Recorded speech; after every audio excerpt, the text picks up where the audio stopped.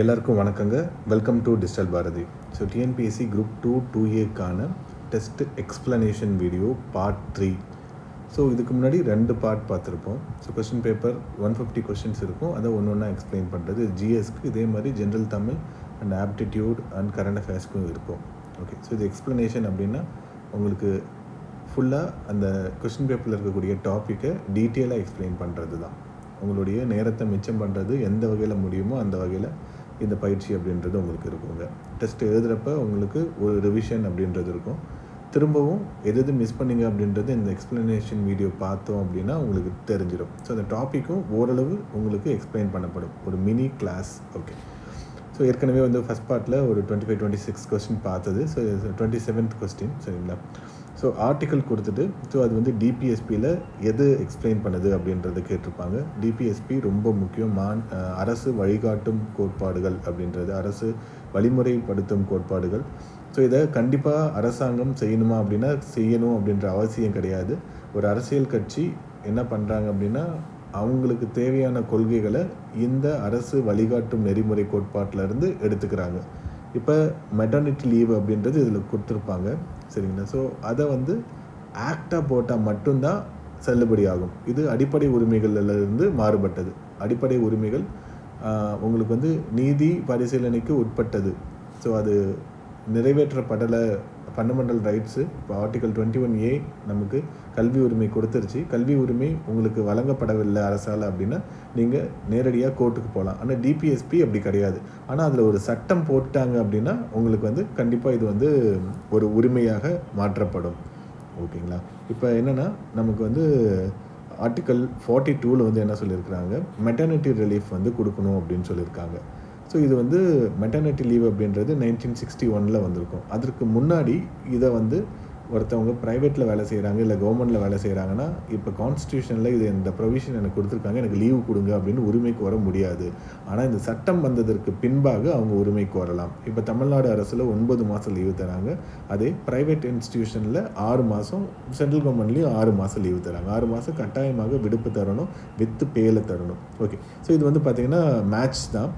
ஷரத்து 39B இது பைலிங்குவல்லையே இருக்குங்க, நீங்கள் பார்த்துக்கோங்க. இங்கிலீஷ் அண்ட் தமிழில் இருக்கும், நீங்கள் பார்த்துக்கோங்க.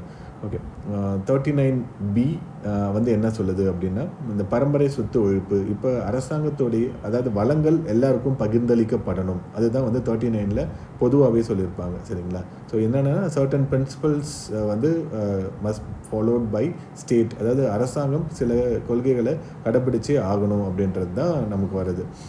ரொம்ப முக்கியமான ஆர்டிகல்ஸு ஒரு 12-13 ஆர்டிக்கல் தான் இருக்கும். கண்டிப்பாக இதிலேருந்து ஒரு 2 கேள்வி எப்பயுமே கேட்டுகிட்டே இருப்பாங்க சரிங்களா. ஸோ ரொம்ப முக்கியமானது ஆர்டிக்கல் 38. இது 36 to 51 வரைக்கும் வரும் சரிங்களா. ஸோ இது ரொம்ப முக்கியமானது அப்படின்னா ஆர்டிக்கல் 38 ரொம்ப ரொம்ப முக்கியமானது.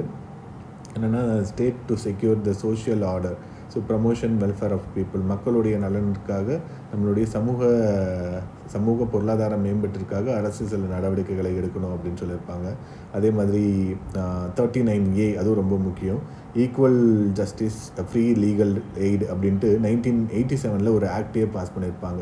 நீங்கள் ஏழையாக இருக்கீங்க அப்படின்னா நீதிமன்ற படிகளை ஏற முடியாத அளவுக்கு வக்கீல் ஃபீஸ் இருக்கும். ஸோ உங்களுக்கு இதன்படி இலவசமான சட்ட சேவை அப்படின்றது வழங்கப்படும். ஆர்டிகல் 40 உங்கள் எல்லாருக்குமே தெரியும் சரிங்களா. வில்லேஜ் பஞ்சாயத்து நிறுவுதல் பற்றி. அதுக்கு தான் நம்ம 73 மற்றும் 74வது அரசியலமைப்பு திருத்தம் 1992ல் நம்ம கொண்டு வந்தோம். Grass root level of democracy அப்படின்னு சொல்லுவாங்க, பூவிதழ் அரசாங்கம் அப்படின்னு சொல்லுவாங்க, ரொம்ப முக்கியமானது.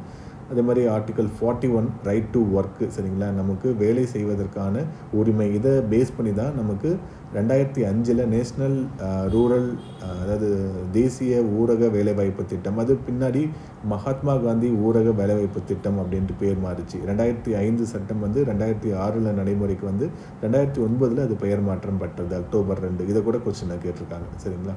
ஓகே, 42 அப்படின்னு பார்த்தீங்கன்னா நம்ம மெட்டர்னிட்டி பெனிஃபிட் சரிங்களா. அதே மாதிரி 43 நமக்கான 43 பார்த்திங்கன்னா வேலை செய்கிறாங்க இல்லைங்களா, அவங்க participation of workers in management சரிங்களா. ஸோ அதுவும் ரொம்ப ரொம்ப முக்கியமானது. ஒர்க்கர் நிர்வாகத்தில் பங்கு பெறுவதற்கான உரிமை அப்படின்றது 43A வந்து சொல்லியிருப்பாங்க. ஓகேங்களா. 43B தான் வந்து ப்ரமோஷன் ஆஃப் கோஆப்ரேட்டிவ் சொசைட்டிஸ், நம்மளுடைய கூட்டுறவு நிறுவனங்களை வந்து அரசியலமைப்புக்கு உட்பட்ட ஒரு அமைப்பாக மாற்றினாங்க. ஸோ அதுவும் ரொம்ப முக்கியமானது. 44 வந்து யூனிஃபார்ம் சிவில் கோட், அதுவும் ரொம்ப முக்கியமானது. இதுவும் வந்து நிறைய டைம் கொஸ்டின் கேட்டுகிட்டே இருக்கிறாங்க. எல்லாருக்குமே வந்து பொது சிவில் சட்டம், இப்போ பொது கிரிமினல் சட்டம் இருக்குது 301 ஈபிகோ அப்படின்னா அது முஸ்லீமாக இருந்தாலும் சரி இந்துவாக இருந்தாலும் சரி. ஆனால் சிவில் உரிமைகள் மட்டும் இந்த திருமணம் சொத்து இது தொடர்பான சிவில் உரிமைகள் வந்து ஒரு மதத்தினருக்கும் ஒரு மாதிரி இருக்குது. மோஸ்ட்லி ஸ்பெஷல் மேரேஜ் ஆக்ட் அப்படின்னு போட்டிருப்பாங்க, ஹிந்து மேரேஜ் ஆக்ட்னு போட்டிருப்பாங்க. இதன்படி இருக்கும். இவங்களுக்கு ஷரியத் சட்டத்தின்படி இவங்களுக்கு வந்து திருமணம், டிவோர்ஸு, சொத்து இதெல்லாம் இருக்குங்க. இது ரொம்ப முக்கியமானது. ஆர்டிகல் 45 முன்னாடி வந்து அடிப்படை உரிமையாக இப்போ சேர்க்க 21(7) சேர்த்துருப்பாங்க இல்லைங்களா. அதாவது குழந்தைங்களுக்கான கல்வியை கொடுக்கணும் அப்படின்றது. அது வந்து இப்போ வந்து மாறி இருக்கும். 6 இயர்ஸ்க்கு குறைவாக இருக்கிறவங்களுக்கு ஏர்லி சைல்டுஹுட்டுக்கு வந்து எஜுகேஷனும் ஹெல்த்தையும் பாதுகாக்கணும் அப்படின்றது. ஓகே. ஆர்டிகல் 46 வந்து ஷெட்யூல்ட் காஸ்ட் ஷெட்யூல்ட் ட்ரைபோடைய வெல்ஃபேர் பற்றி பேசியிருப்பாங்க. ஆர்டிகல் 47 வந்து நம்மளுடைய பப்ளிக் ஹெல்த் பற்றி பேசியிருப்பாங்க, போதைப் பொருட்கள் பழக்கம் இருக்கக்கூடாது அப்படின்றது. இதெல்லாம் ரொம்ப முக்கியமான. 48 வந்து பசுவதை தடுப்பு சட்டம், இதை பற்றி பேசியிருப்பாங்க. சரிங்களா. இதுவும் ரொம்ப முக்கியமானது. 48A புதுசாக சேர்த்தது சிலது இருக்கும். சரிங்களா. ஸோ இந்த 48A வந்து பார்த்திங்கன்னா என்விரான்மெண்ட்டுக்கு நம்ம பாதுகாக்கணும், ஃபாரஸ்ட்டை பாதுகாக்கணும், அது மாதிரி மிருகங்கள் வைல்ட் லைஃப்பை வந்து ப்ரொடெக்ட் பண்ணணும் அப்படின்னு சொல்லியிருப்பாங்க. 49 வந்து நம்மளுடைய மானுமெண்ட்ஸ், நம்மளுடைய தேசிய நினைவு சின்னங்கள் இதெல்லாம் வந்து நம்ம பாதுகாக்கணும் அப்படின்னு சொல்லியிருப்பாங்க. Article 40 separation of judiciary from executive, நீதித்துறையிலிருந்து நம்மளுடைய நிர்வாகத்தை பிரிக்கணும். நமக்கு முன்னாடி மாவட்ட ஆட்சியர் தான் நீதி வழங்கக்கூடிய நீதிமானாவும் இருப்பார், அதை வந்து பிரிக்கணும் அப்படின்னு சொல்லியிருப்பாங்க. இப்போ ஆல்மோஸ்ட் எல்லாமே பிரிஞ்சிருச்சு. சரிங்களா. ஆர்டிகல் 51 வந்து இன்டர்நேஷ்னல் பீஸ் அப்படின்றது சொல்லியிருப்பாங்க. நம்ம பஞ்சசீல கோட்பாடு, அணிசேரா இயக்கம், இது எல்லாமே இதை பேஸ் பண்ணி தான் இருக்கும். இதுதான் வந்து டிபிஎஸ்பியில் இருக்கக்கூடிய மொத்த ஆர்டிக்கலும். ஸோ இது எல்லாமே முக்கியமானது. இதை நீங்கள் ஒரு 10 லைன் தான் இருக்கும் மொத்தமாகவே, அதை மனப்பாடம் பண்ணிட்டு போயிட்டால் 1லேருந்து 2 கேள்விகள் அப்படின்றது தாராளமாக இதில் வந்து கேட்பாங்க. ஓகேங்களா. ஸோ 39B அப்படின்றது மேட்ச்சில் பார்த்தீங்கன்னா A4, அப்புறம் 48A அப்படின்றது சூழியல் மற்றும் சுற்றுச்சூழல். இப்போ நம்ம சொன்னோம். 39D, இந்த 39ல் ABCD அப்படின்னு கேட்டகரைஸ் இருக்கும். 39A அப்படின்றது equal justice free legal eight இருக்கும். 39D அப்படின்றது உங்களுக்கு வந்து சம வேலைக்கு சம ஊதியம், ஆண் பெண்ணுக்கு சம ஊதியம், ஜாதி வேறுபாடு இல்லாமல் சம ஊதியம் வழங்கணும். 1976 இந்த சட்டம் நிறைவேற்றப்பட்டது. ஸோ இந்த எல்லாத்துக்கும் ஏதாவது ஒரு சட்டம் போட்டிருப்பாங்க. இம்ப்ளிமெண்டேஷன் ஆஃப் டிபிஎஸ்பி, அதுவும் ரொம்ப முக்கியம். நம்ம அடுத்து வர ஏதாவது கொஸ்டின் இருந்ததுன்னா அதில் அந்த இம்ப்ளிமெண்டேஷன் ஆஃப் டிபிஎஸ்பி அப்படின்றத பார்ப்போம். இப்போ என்னென்னா நம்ம இப்போ டிபிஎஸ்பியை ஃபுல்லாக கவர் பண்ணிட்டோம். இதே மாதிரி இப்போ ஷெட்யூல்ஸ் வரும், அதுவும் நம்ம கவர் பண்ணுவோம். சரிங்களா. அது சிட்டிசன்ஷிப் வரும். இது எல்லாத்தையும் நீங்கள் ஒரு தடவை கேட்குறப்பவே உங்களுக்கு ஃபுல்லாக ரிவிஷன் ஆன மாதிரி வந்துடும். ஓகே. ஸோ ஆப்ஷன் பார்த்துக்கோங்க. ஸோ அடுத்து வந்து ஸோ இது அகெயின் அதே மாதிரி ஒரு கொஸ்டின் தான். நம்ம ஒரு டைம் இதை நம்ம படிச்சிட்டோம் அப்படின்னா ரொம்ப ஈஸியாக பண்ணிடலாம். விவசாயிகள் மற்றும் கால்நடைகள் பராமரிப்பு அப்படின்றது ஆர்டிக்கல் 48 வரும். 41 இது வராது. 41 அப்படின்றது ரைட் டு ஒர்க்கு, எஜுகேஷனு, அப்புறம் வந்து ஓய்வுக்கான உரிமை, இது எல்லாமே நமக்கு வரும். சரிங்களா. ஓகே. ஸோ அடுத்து அரசியலமைப்பு திருத்தம் கூட்டுறவு சங்கங்களை மேம்படுத்துவதற்காக 43B பிரிவை சேர்த்தது. கரெக்டு. நான் முன்னாடி சொன்ன மாதிரி அமெண்ட்மெண்ட் பண்ணாங்க. 97th amendment 2011. இதில் கூட சுப்ரீம் கோர்ட் வந்து சில பாட்டை வந்து வாய்டு பண்ணாங்க. சரிங்களா. இது செல்லாது அப்படின்றது சொன்னாங்க. மாநில அரசின் பின்னேற்பு ராட்டிஃபிகேஷன் அப்படின்றது பண்ணதுனால சொன்னாங்க. இது வந்து எந்த பாட்டில் இருக்குது, இப்போ கூட யூபிஎஸ்சி எக்ஸாமில் இதை கேட்டிருந்தாங்கங்க. சரிங்களா. பஞ்சாயத்து ராஜ் எந்த பாட்டில் இருக்குது, இதெல்லாம் வந்து யூபிஎஸ்சி எக்ஸாம்லேயே இப்போ வந்து கேட்குறாங்க. அதனால் ரொம்ப முக்கியமானது. பார்ட் 9B 243 ZHலேருந்து ZT வரைக்கும் இருக்கக்கூடியது தான் இந்த பகுதி. சரிங்களா. இது ரொம்ப முக்கியமானது. Right to form cooperative societies, நமக்கு 19 நம்மளுடைய சுதந்திரமான உரிமை இருக்குது இல்லைங்களா. அதில் 19(1)C இதை வந்து ஆட் பண்ணியிருப்பாங்க. கூடுவதற்கான உரிமை இருக்குது இல்லைங்களா, அதில் வந்து கூட்டுறவு அப்படின்றதையும் சேர்த்துருப்பாங்க. சரிங்களா. Promotion of cooperative societies 43B வந்து வரும். அது 43 வந்து குடிசை தொழில்கள் மேம்பாடு அப்படின்னு வரும். 43B வந்து உங்களுக்கு வந்து இந்த 43A வந்து நிர்வாகத்தில் தொழிலாளர்கள் பங்கேற்கலாம் அப்படின்றது வரும். அதே மாதிரி 43B வந்து கோஆப்ரேட்டிவ் சொசைட்டிஸ் அப்படின்றது வரும். ஓகே, நம்ம இந்த ஆக்ட்ஸ் எல்லாமே ஏற்கனவே பார்த்துட்டோம், டீட்டெயிலாக எல்லாமே பார்த்துட்டோம். ஒரு வீடியோவே அதுக்காக போட்டிருப்போம், அதை நீங்கள் ஃபாலோ பண்ணிக்கோங்க. இப்போ நான் ஆன்சர் மட்டும் சொல்கிறேங்க. பின்வரும் எந்த பிரிட்டிஷ் சட்டம் பாராளுமன்ற ஆட்சி முறையை அறிமுகப்படுத்தியது? 1853வது சட்டம். சரிங்களா? ஸோ அதுக்கு என்ன அப்படின்றத நீங்கள் பார்த்துக்கோங்க. டீட்டெயிலாக இதை பற்றி நம்ம எக்ஸ்பிளைன் பண்ணியிருப்போம். ஓகே, அடுத்து பின்வரும் கூற்றுகளுள் எது சரியில்லை? ஒழுங்குமுறை சட்டம் 1773 ஈஸ்ட் இந்தியா கம்பெனி நிறுவனத்தின் விவரங்களை ஒழுங்குபடுத்துவதற்கு முதல் படியாக அமைந்தது. கரெக்டு. வில்லியம் பென்டிங் பிரபு இந்தியாவின் முதல் கவர்னர் ஜெனரல் ஆவார். கரெக்டு. பிட் இந்தியா சட்டம் 1784 இந்தியாவில் இரட்டை ஆட்சி முறையை, சரிங்களா, இது வந்து ஆக்சுவலாக நமக்கு கிளைவே இரட்டை ஆட்சியை கொண்டு வந்திருப்பாங்க. ஸோ இதில் வந்து என்னென்னா இரட்டை நிர்வாக முறை இது. ஸோ இரட்டை நிர்வாகம்னா ஆட்சி தான். அதாவது பிரிட்டிஷ் அரசாங்கமும் இந்த நிர்வாகத்தில் இருக்கும், அதே மாதிரி கம்பெனியும் இருக்கும். அதை தான் வந்து நம்ம சொல்லியிருப்பாங்க. அதனால் இது எல்லாமே கரெக்டு. ஒழுங்குமுறை சட்டம் கொண்டு வரப்பட்டதற்கான முக்கியமான காரணம் இந்த கம்பெனி ஒழுங்காக செய்யலை, ஊழல் பண்ணுறாங்க அப்படின்றது. இப்போ அரசாங்கத்தில் இருக்கக்கூடிய ஊழலோடைய லெகசி என்ன அப்படின்னு பார்த்தீங்கன்னா ஈஸ்ட் இந்தியா கம்பெனி தான். ஸோ கம்பெனியில் வந்து எல்லாம் ஊழல் பண்ண ஆரம்பித்தாங்க. ஸோ அதுதான் இப்போ வரைக்கும் இந்த ஊழல் அப்படின்றது அரசாங்க துறைகளில் அதிகமாக இருக்கிறதுக்கு ஒரு முக்கியமான காரணமாக இருக்குது. அதுக்கு தான் சட்டங்கள் கொண்டு வந்தாங்க. இப்போ கூட நமக்கு ஊழல் தடுப்பு சட்டம் 1988 அதெல்லாம் கொண்டு வந்திருக்காங்க இல்லைங்களா? அதனுடைய ஆரம்பம் தான் இந்த ஒழுங்குமுறை சட்டம், ரெகுலேஷன் ஆக்ட் அப்படின்றது. ஓகே, மோர்லி அப்படின்றது பார்த்தீங்கன்னா இந்தியாவிற்கான அரசு செயலர். மின்டோ மார்லி, மின்டோனா வைஸ்ராய், மார்லி அப்படின்னா செக்ரட்டரி ஆஃப் ஸ்டேட். 1909 கொண்டு வரப்பட்டது. செக்ரட்டரி ஆஃப் ஸ்டேட் அப்படின்றவர் இங்கிலாந்தில் இருப்பார், வைஸ்ராய் அப்படின்றவர் இங்கே இந்தியாவில் இருப்பார். இதை நீங்கள் நல்லா புரிஞ்சுக்கணும். சரிங்களா? ஸோ இதை வந்து நிறைய டைம் கொஸ்டினாக கேட்டிருக்காங்க. ஓகே, நான் கொஸ்டினாக கேட்டிருக்காங்க அப்படின்றது நான் கடைசி ஒரு 15-20 வருஷம் கொஸ்டின் பேப்பரில் எல்லாம் பார்த்து அனாலிசிஸ் பண்ணி அதில் என்ன முக்கியமான கீ பாயிண்ட்ஸ் இருக்கோ அதை மட்டும்தான் இப்போ நான் உங்களுக்கு சொல்கிறேங்க. ஓகே, ரிப்பீட்டடாக எது கேட்குறாங்களோ அதை மட்டும்தான் நான் சொல்கிறேன். சரி, இது உங்களுடைய ஒருத்தருடைய வேலை, ப்ரீவியஸ் இயர் கொஸ்டின் பேப்பரை நல்லா அனாலிசிஸ் பண்ணுறது. Okay, Montagu Chelmsford 1919. இது வந்து செக்ரட்டரி வந்து மாண்டேகு, வைஸ்ராய் வந்து செம்ஸ்போர்ட். இதெல்லாம் நீங்கள் பார்த்துக்கோங்க. இதெல்லாம் வந்து நம்ம சில்லி மிஸ்டேக், கேர்லெஸ் மிஸ்டேக்காக போகிற வேகத்தில் பண்ணுறப்ப தப்பு பண்ணுவதற்கான இடங்கள் இதெல்லாமே. ஓகே, ஸோ கவர்மெண்ட் ஆஃப் இந்திய அரசு சட்டம் 1935 பகுதியாக எது இல்லை அப்படின்றத கேட்குறாங்க. சரிங்களா? இந்திய சட்டம் பிரித்தானிய இந்திய மாகாணங்களை உள்ளடக்கிய இந்திய கூட்டமைப்பை வழங்குவதற்கான அமைப்பை, ஃபெட்ரல் சிஸ்டம் அப்படின்றத ஒன்றை ஏற்படுத்தணும் அப்படின்றத சொன்னாங்க. ஃபெட்ரல் அப்படின்றது சுதேச மன்னர்கள் ஆளக்கூடிய ஆட்சி பகுதி, அதே மாதிரி பிரிட்டிஷ் ஆட்சி செய்யக்கூடிய மாகாணங்கள் ரெண்டுத்தையும் உள்ளடக்கியதாக இருக்கணும். லிஸ்ட்டையும் அவங்க இன்ட்ரடியூஸ் பண்ணாங்க. ஃபெட்ரல் லிஸ்ட்டு, அதுக்கப்புறம் வந்து பார்த்திங்கன்னா ஸ்டேட் லிஸ்ட்டு, அதுக்கப்புறம் வந்து கன்கரண்ட் லிஸ்ட் அப்படின்றத இனிஷியலாகவே அவங்க வந்து இன்ட்ரடியூஸ் பண்ணாங்க. மாகாணங்களில் உள்ள இரட்டை ஆட்சி முறையானது மாகாண சுயாட்சியாக மாற்றப்பட்டது. கரெக்டு. நம்ம இந்த கவர்மெண்ட் ஆஃப் இந்தியா ஆக்ட் 1935 பார்த்துருப்போம். மாகாணத்தில் 1919 டிரான்ஸ்ஃபர்டு லிஸ்ட்டு, அப்புறம் வந்து ரிசர்வ்டு லிஸ்ட்டு, ஒதுக்கப்பட்ட துறைகள் மற்றும் மாற்றப்பட்ட துறைகள். ஒதுக்கப்பட்ட துறைகள் கவர்னருடைய கண்ட்ரோலில் தான் இருக்கும். கவர்னர் வெள்ளைக்காரரு. ஆனால் இந்த 1935 அந்த கவர்னர்கிட்ட இருக்கக்கூடிய எல்லா அதிகாரத்தையும் பிடுங்கி மாகாண சுயாட்சிக்காகவே கொடுத்துருவாங்க. இதை வச்சு தான் 1937 ஒரு எலெக்ஷன் கண்டக்ட் பண்ணுவாங்க.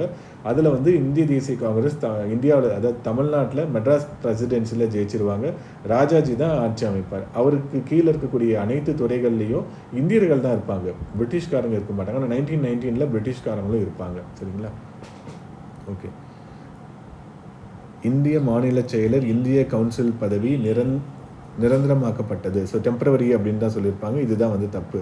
மையத்தில் இரட்டை ஆட்சி முறை. இரட்டை ஆட்சி அப்படின்றது என்ன அப்படின்னு பார்த்தீங்கன்னா, நமக்கு வந்து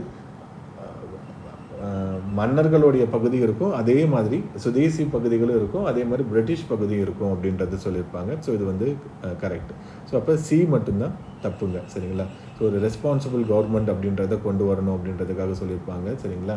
ஓகே, ஸோ இது வந்து 3 வட்டமேசை மாநாடு நடக்கும். 1930, 31, 32. அதுக்கப்புறம் 1933 வெள்ளை அறிக்கை. இந்த 4த்தையும் பேஸ் பண்ணி தான் கவர்மெண்ட் ஆஃப் இந்தியா ஆக்ட் 1935 அப்படின்றதவே கொண்டு வந்திருப்பாங்க. சரிங்களா? எமர்ஜென்சி ப்ரொவிஷன்ஸ் இதெல்லாம் அங்கேருந்தா எடுத்திருப்பாங்க. ரிசர்வேஷன் ஃபார் மைனாரிட்டிஸு இதையும் அங்கேருந்தா நம்ம எடுத்திருப்பாங்க. ஃபெட்ரல் கோர்ட் 1937 தான் வரும். சரிங்களா? அந்த கோர்ட்டை வந்து இந்த ப்ரொவிஷன்லாம் சொல்லியிருப்பாங்க. டிவிஷன் ஆஃப் பவர், அதிகார பகிர்வு மத்திய மாநில அரசுங்களுக்கான அதிகார பகிர்வு இதெல்லாமே ஆர்பிஐ இது எல்லாமே இந்த 1935 ஆக்டில் தான் சொல்லியிருப்போம். முன்னாடி நம்ம அந்த ஆக்ட் பற்றி சொல்லியிருப்போங்க நிறையா. பிரிட்டிஷ் இந்தியாவின் தலைநகரம் கல்கத்தாவிலிருந்து டெல்லிக்கு மாற்றப்பட்ட ஆண்டு 1911. இது யார் இருந்திருப்பாங்க அப்படின்னு பார்த்தீங்கன்னா லார்ட் ஹார்டின்ஸ் இருந்திருப்பார். எப்போ தலைநகராக இது அறிவிக்கப்படும் அப்படின்னா 1772 அறிவிக்கப்படும். 1911 இதை நீக்கிடுவாங்க. சரிங்களா?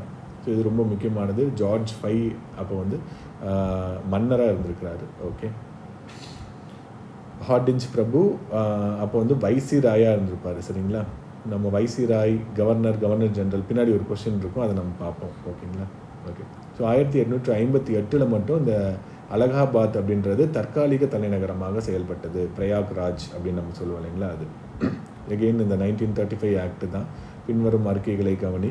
இந்திய அரசு 1935 முதல் முறையாக ஒரு கூட்டமைப்பை முன்மொழிந்தது. கரெக்டு. மத்திய மட்டத்தில் கூட்டாட்சியை ஒழித்தது. முன்னாடி மேலே இருக்க கொஸ்டின்லேயே சொல்லியிருப்போம். இது மாதிரி என்னென்னா நம்ம ஆன்சர் பண்ணுறப்பவே சில கொஸ்டின் வந்து டிஎன்பிஎஸ்சி கொஸ்டின் பேப்பர்லேயே பார்த்தீங்கன்னா நம்ம ஒரு கொஸ்டினுக்கு ஆன்சர் போட்டிருப்போம், பின்னாடியே அதுக்கான ஆன்சரும் இருக்கும். அப்போ தான் நம்ம ஐயோ போயிடுச்சு அப்படின்னு நமக்கு தோணும். சரிங்களா? ஓகே. அதிகார பகிர்வு 2 பட்டியல்களாக இருந்தது, இல்லை 3 பட்டியலாக இருந்திருக்கும். சரிங்களா? பொது பட்டியலும் இருக்கும், எஞ்சிய பட்டியல் இருக்காது, பொது பட்டியல் இருக்கும். சமஸ்தான அரசுகளில் இருந்து சட்டமன்றத்திற்கு பிரதிநிதிகள் தேர்ந்தெடுக்கப்படவில்லை. சரிங்களா? அங்கே வந்து பார்த்திங்கன்னா சமஸ்தான அரசுகள் என்ன பண்ணாங்க, மன்னர் வந்து நாமினேட் தான் பண்ணார். ஓகே.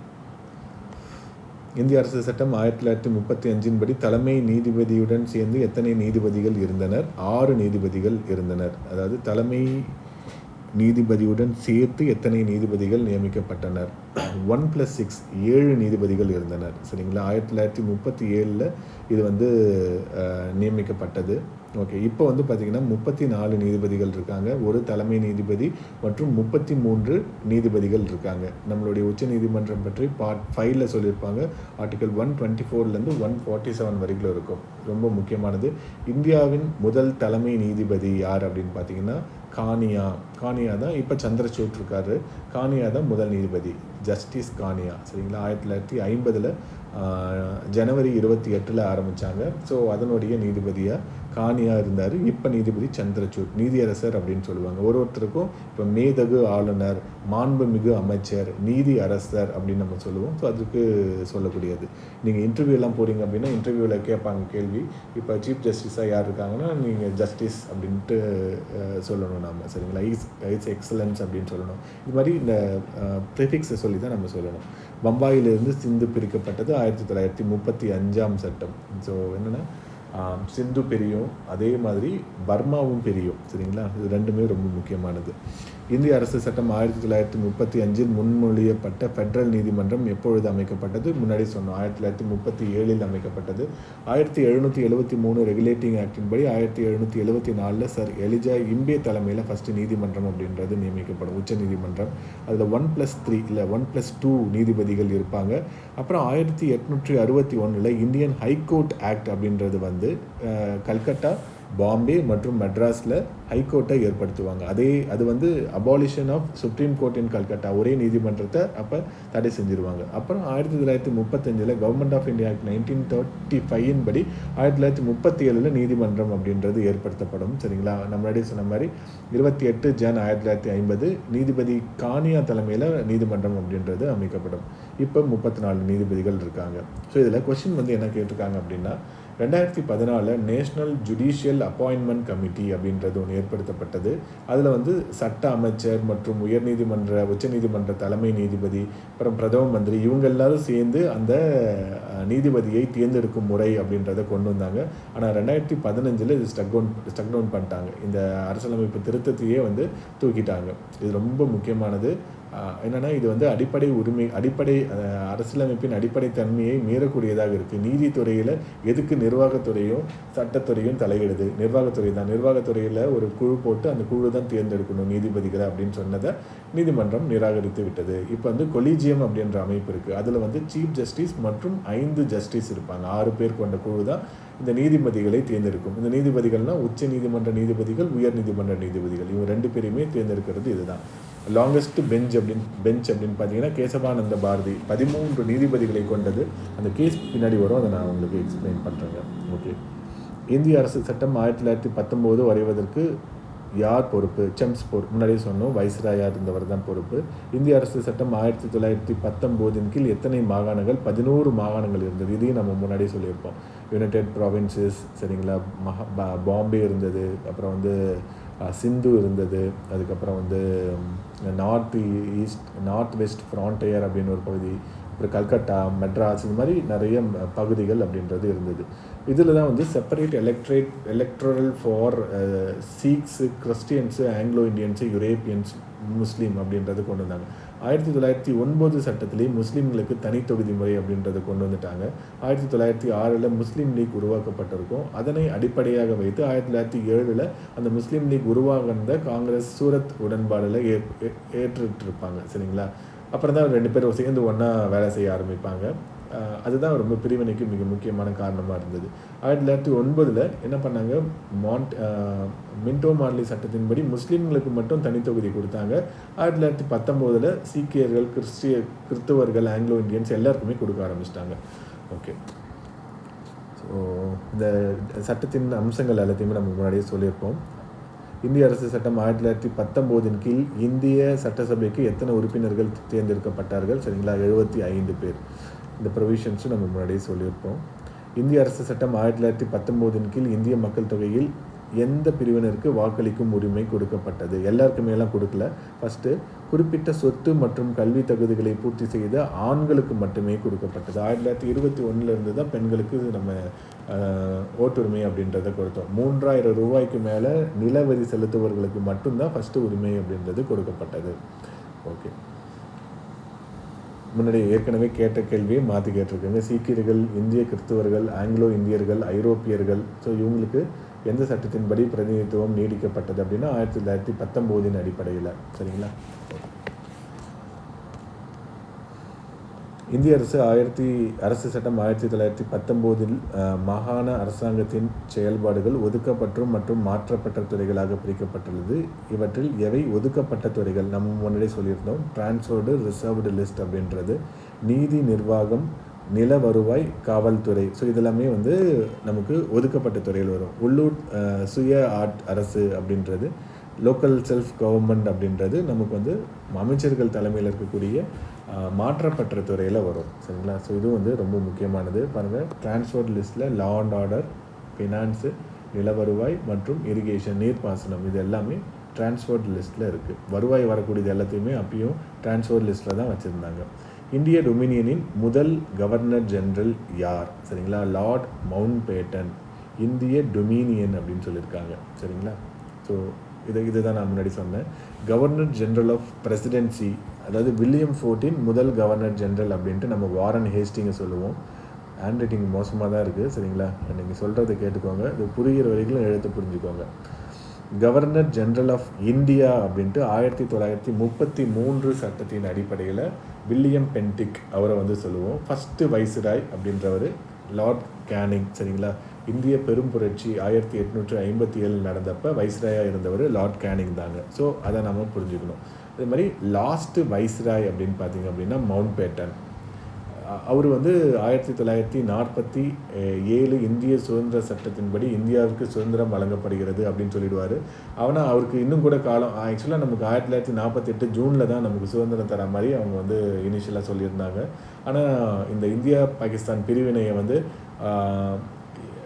அது நடக்கிறதுக்கு பிரிவினையை வந்து நம்ம பொறுப்பேற்றுக்கணும் அப்படின்றதுனால எவ்வளோ சீக்கிரமாக கொடுக்க முடியுமோ அவ்வளோ சீக்கிரம் பிரிட்டிஷ் வந்து கொடுத்துட்டு போயிட்டாங்க. ஸோ அந்த பிரிவினை அப்படின்றது அதான் பிரிட்டிஷோடைய நிர்வாகத்தில் ஏற்பட்ட மிகப்பெரிய தவறு. அதனால தான் கோடிக்கணக்கான பேர் இறந்து போனாங்க.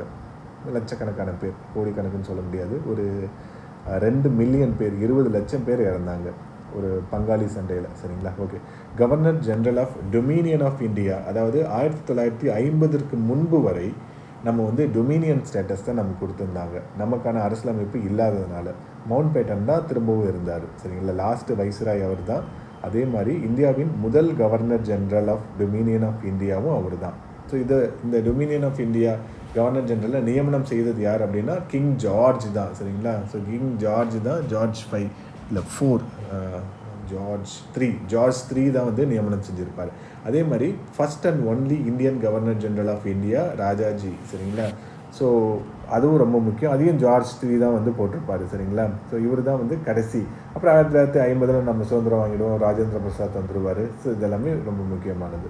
ஓகே, பின்வருவற்றுள் எது சரியாக பொருந்தவில்லை? அட்டவணைகள் பற்றி சொல்லியிருக்கிறது. 6th வந்து இதில் வந்து தப்பாகவே கொடுத்துருக்குறாங்க. ஸோ அட்டவணைகள் ரொம்ப முக்கியம். ஸோ நான் சும்மா இன் டீட்டெயிலாக சொல்லாமல் மேலோட்டமாக சொல்லிடுறேன். அட்டவணை 1 அப்படின்றது இந்திய அரசாங்கத்துடைய மாநிலங்களின் பெயர் மற்றும் அதன் எல்லைகளை குறித்து இருக்கும். 2வது வந்து கான்ஸ்டியூஷனல் போஸ்ட்டில் இருக்கக்கூடியவங்களுக்கு சம்பளம், அவங்களுடைய சலுகைகள், இது எல்லாமே இருக்கும்.